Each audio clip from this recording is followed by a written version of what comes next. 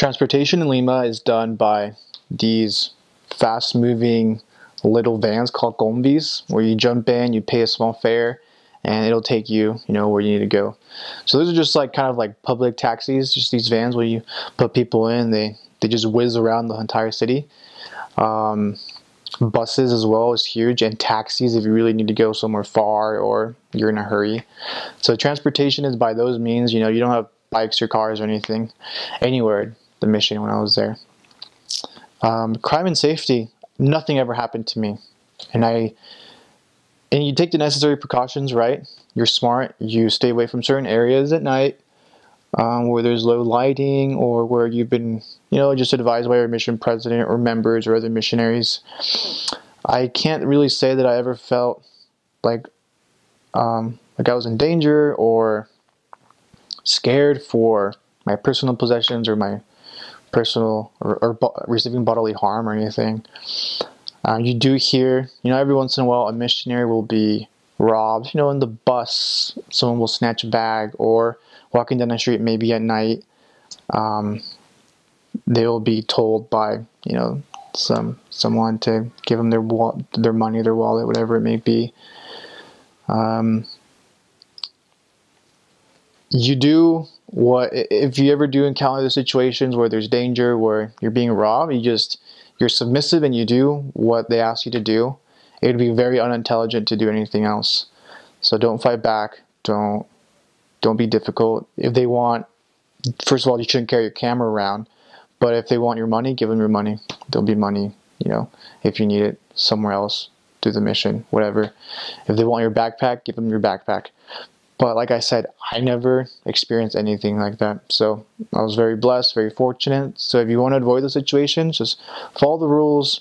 Don't stay out in areas where you shouldn't be staying out. And in terms of housing, I was, my first area, we were in a little studio. You always have your beds, your furniture, your desks, and your own bathroom. I think more and more missionaries are having their own kitchens, because more and more missionaries in my mission when I was leaving began to cook for themselves. But I never had a kitchen in any of my houses. It was usually just a studio, just a nice sized room. Sometimes they're really small, sometimes they're very small. The bathrooms are usually very small, but sometimes you get really, really comfortable, normal apartments, always tile floor or wood floor. Bunk bed, but you can take them apart however you want. You get your own desks, your own, like cabinets and places to put your clothes. About half the time I lived with a member, so we lived in members' homes or really, really close to members, because you obviously have to eat your 3 meals a day at a member's house. And so for me, housing was just what we needed. I can't say it was glamorous at all, but our mission president did a really good job making sure that, and the mission president's wife, Sister Doris, did a fantastic job always making sure that we were well, that we had hot water, which is a luxury. So we always had hot water for our showers. We have a portable heater that can be taken from apartment to apartment. You don't take it when you get to your apartment, it'll be there, but just in case missionaries move apartments, which I did once or twice, you take it with you.